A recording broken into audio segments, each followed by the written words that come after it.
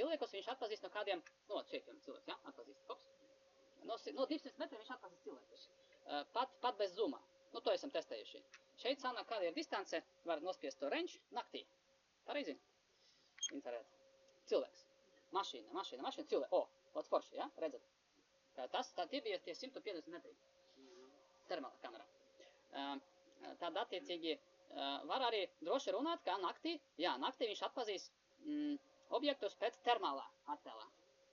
Ne visus, protams, šeit viņš, piemēram, neatpazīst. Nu, tik tālu nebūs. Ja? Tik tālu nebūs, kā parastajā kamerā. Tad, nu, šeit, piemēram, ja? Nu, bija cilvēks. Šeit var spēlēties ar visādiem, tur, nu, cik viņš labi atpazīst, cik slikti, nu, tur tos procentus. Jā, labāk kontrasts, vēl sniegt, ja kontrasts ir maziņš. Nu, jā, tad šeit.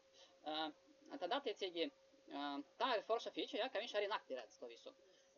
Gabarītus, nezinu, cik šī siena ir gara, ko viņš var izmēt. Tā, es to priekš tur vieniem klientiem no to numuriņu, ja, tad 207 metri var droši redzēt numurzīmi. Diezgan droši, 220. Jo vakar bija valsts darba inspekcija šeit kursos, bet viņa neko neredzēs, diemžēl. Es viņam arī pateicu, ka Džeki, nu, tā meitenes, ka, nu, 400 metri, nu, kaut ko var redzēt. Kā? Nu?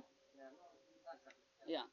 Bet vai drons var atzīmēt šo objektu un pateikt, cik viņam ir kubatīns, nezinu, 5 kubatīns? Tā, tūlīt es.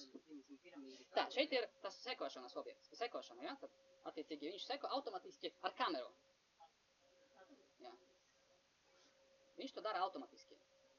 Tad jums nav, jāvada. Nu, DJI, tas ir pusmilitāras tehnoloģijas, pēc būtības, ja? Tad, tas, ko viņi ražo, tas ir izmantots Ķīņā, un arī militāros nolūkos, tad tie ir tādi ļoti, ļoti advancētas tehnoloģijas, ja?